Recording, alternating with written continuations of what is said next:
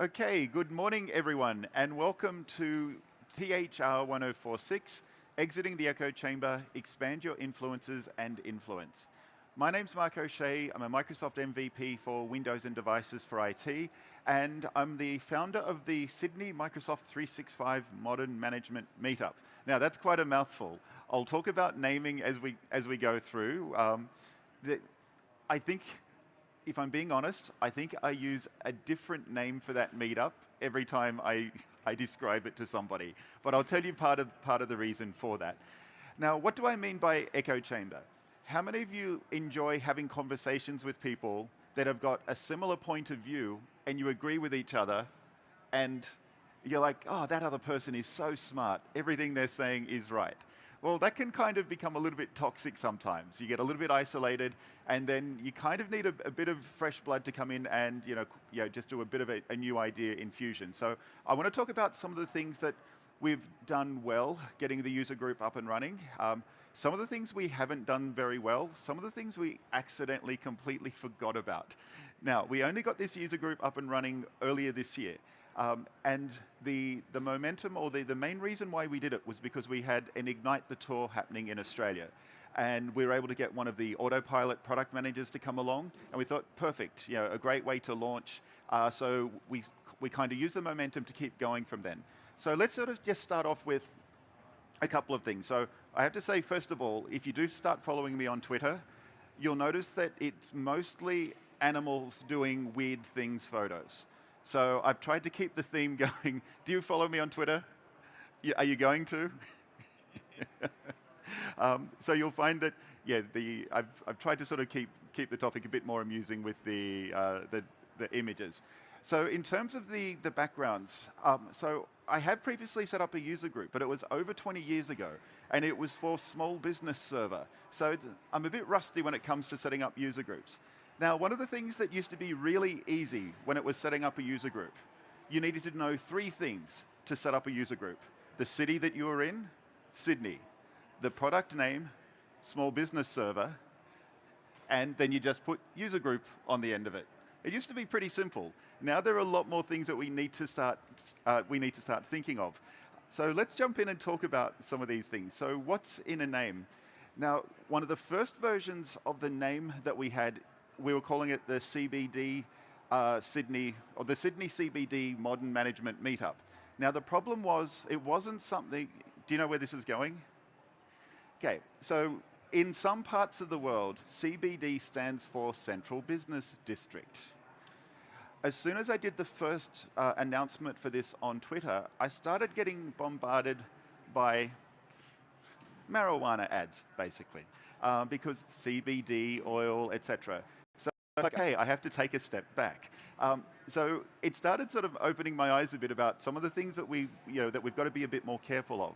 Now, other things that we had to think about were, we've already got several Microsoft 365 user groups in Sydney, but they're focused on quite different things. So think of them as, one of them is more of an end user adoption, so something that's much more focused on change management. And the other one is effectively what's sort of grown out of the Office 365 user group. So they're very focused on teams and collaboration type pieces. They are not the people we wanted coming to our session. We wanted people who worked with Intune, who worked with Config Manager, who are happy with the world of Azure Active Directory. So we really wanted people sort of coming across from, whether it was someone looking to move skills from on-prem over to Azure AD, or someone who was already made that transition. And as much as some of us might live in a bubble where we think everyone has those skills and everyone's comfortable talking about that stuff, the reality is that we needed to make sure we had an environment where people could be at any part of the journey and start coming along. So I mentioned that we keep trying different variations of the names. The one that I've got right now, I think it's a little bit too long. It's when I'm sort of pasting the link into Twitter each month and I'm looking at how few characters I have left. That's the thing that reminds me that I need to shorten it. Now the other thing as well, just to throw a spanner in the works, just as we're getting comfortable with what we're using, the Intune team and Config Manager team announced some rebranding this week. Now, I don't know if we'll have a rush once I get back to Sydney that we can sort of start incorporating that. But let's talk about some of the things that, that were it started off well, but this ended up becoming a little bit problematic for us.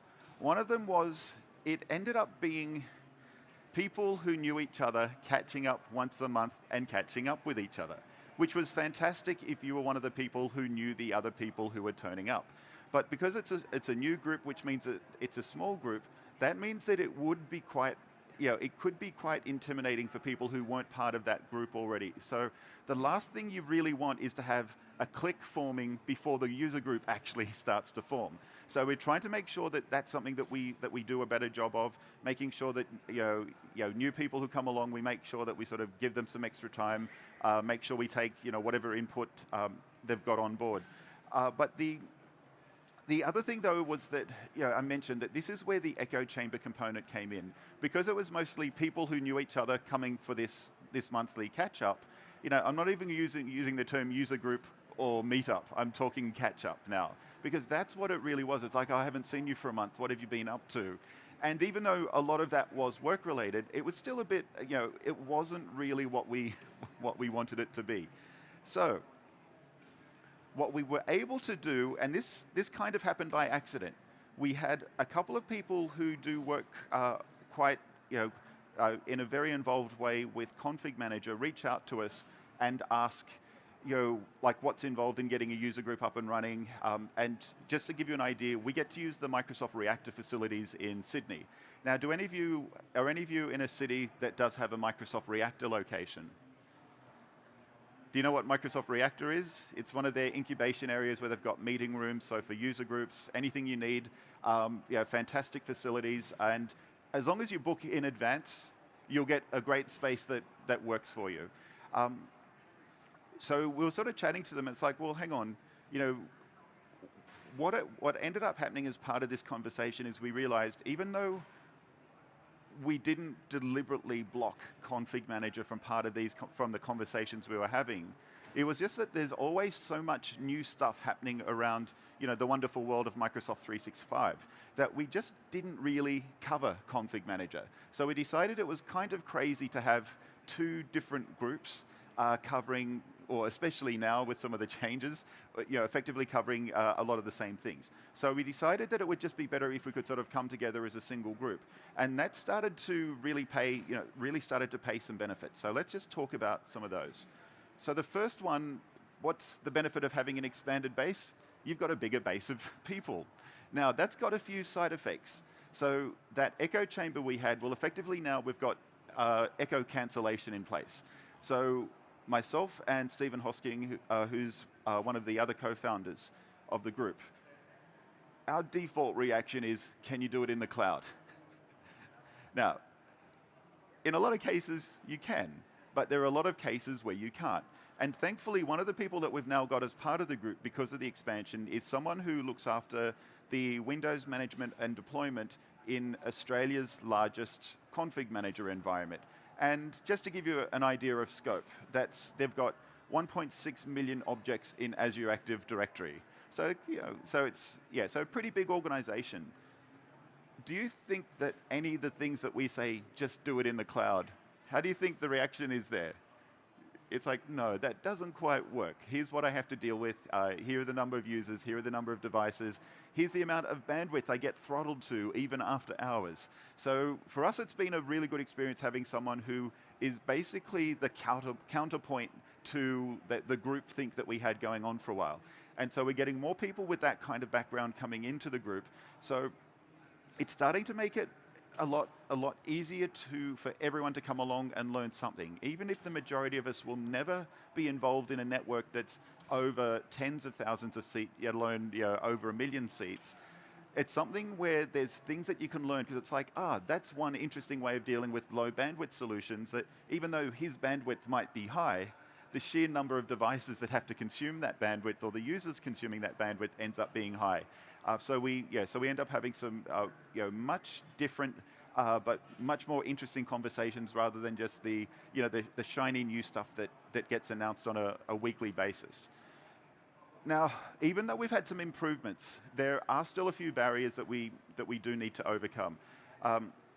The first one I'll talk about in more detail on the next slide, but Sydney itself is a problem.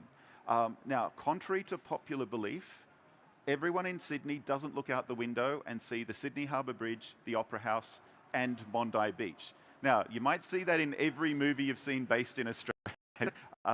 No, no. Like, some of us do get to see that, but not very often. So some of the challenges that we have had to overcome is, okay, how do we start moving forward and maybe do more specific targeting around content? So one of the ideas that we're floating, but there are some time restrictions, etc., that cause problems here is, do we start doing potentially two sessions some months? The first session being the pure cloud or more of an entry-level version of something, and then the second part of the month, then jumping in and saying, okay, well, here's how we take what we've learnt that first part, and how do we start doing this thing at scale? And then that way, yeah, pretty much every time we have one of these things, it's a conversation around, okay, here's how far this will work, and here is where we're going to start hitting issues. So every time we've got a topic like this, it means that we can collaborate really well on those. So there are other barriers, though, and some of these things have gotten easier. One of the challenges that I originally had was committing to a particular day of the week to do this, because for me, like, I've got pretty random travel habits. But for a few members of the group, they were pretty adamant that, look, it has to be Wednesday. And it's like, okay, Wednesday's probably the worst day of the week for me, but because we've now got more people who are willing to put their hand up and run the thing if other people aren't around, some of that stuff is starting to look after itself. So it means we can start we're starting to do remote sessions. So we'll have a Teams meeting running. So that way, if other people want to start joining, so we've got all these things that are starting to make a lot of the parts of the process much easier. Now, I mentioned that Sydney is a big place, and I'm not saying that to brag. It's not a very good thing to brag about. Sydney is big, but in a bad way. Now, if we take a look here, okay, so the thing that people think of as Sydney is kind of there, but most people if you sort of did a map of, okay, what's the population center of Sydney, it's probably around there somewhere. So that means that the location that we've got for Microsoft Reactor, it is in the heart of the city. Now, it's convenient in that it's right above a train station, so that people can sort of get out of there quickly afterwards. But the downside is that traveling outside of Sydney, like most cities, it doesn't, just because it's like a modern city, etc., it doesn't mean it's got great public transportation. It doesn't mean that if you leave at 7:30 at night that you'll be home in an hour. If you've got multiple connecting trains, it's going to be a bit of a nightmare. So some of the things that we're trying to figure out is, okay, how do we start engaging over here more? And this was something that is, for us to grow as a group, that's something we need to figure out. Now, one of the things that was asked early on, thankfully by not one of the people who's attending, was, so what are the chances we could do a Western Sydney version as well? And it's like, let's get the Sydney one working, because even for the Azure user groups in Sydney, they've got an Azure Sydney and an Azure North Sydney. But what that is, okay, so see that black line there? That's Sydney Harbour. One of them is held on this side of Sydney Harbour right there, and the other one is held right there. Because people don't want to travel across the bridge. It's like 2 train stations or 3 train stations, but they don't want to travel across the bridge. So it's like, no, I don't want to go to the city. So these are some of the challenges that we have, is how do we start reaching out? And again, this is an area, it seems like you blink and it keeps expanding. So at some point we need to, we do need to address that. And one of the things that, that's problematic here is that there's also, you can also sort of think of this as you're sort of moving away, there's also like different socioeconomic issues that start coming into play as well. So we aren't doing a great job of getting people in who aren't already like us. So this is one of the challenges that we do have, and we're working with a few different groups around how can we start sort of expanding this a bit, even if it's something where we've got access to some office space in a remote location, so that it's like, okay, if people are in, let's say we can get some people together in Parramatta or Penrith, that they've got the ability to go through and at least sort of sit together in a room and either argue with us or agree with us, whatever, ask questions, rather than everyone sitting out there in isolation. Now, just for the final slide, and then I'll hang around if you do have any questions. Just like a thank you for coming along, because it's weird for me to not be doing a technology presentation. So having something where we're talking about, it's like, okay, we'll give feedback on how you've been doing, and it's like, well, it's been running. That's a positive, but we haven't been doing as well as we'd like. A lot of the monthly meetings do tend to get organized very last minute because it's like the right combination of people are in the same place at the same time. But that's something that's getting better. We've already started promoting the November one, which isn't until, actually we promoted the November dates in October, which is a first for us, and it's at the end of the month. So so basically we were 4 weeks ahead of the curve. So we've got to get better at some of these kinds of things. But all up, some of the advice I'd give you is, if you are involved with user groups, or if you are planning on, how many of you are thinking of trying to start some kind of user group or meetup in your area? Yeah, like if you want to chat to me afterwards, it's like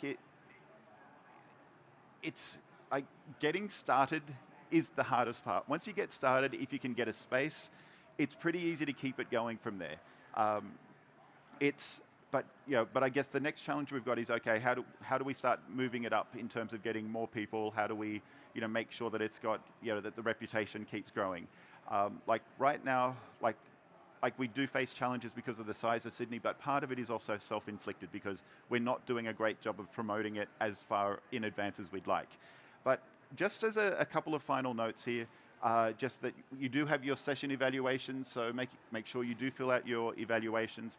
And this session is over in the tech community, so if you do have any questions, and if you want to ask me about things like getting access to Microsoft Reactor, etc., more than happy to share details on that, because if we had to organize a venue, like, it sounds so much easier than it is.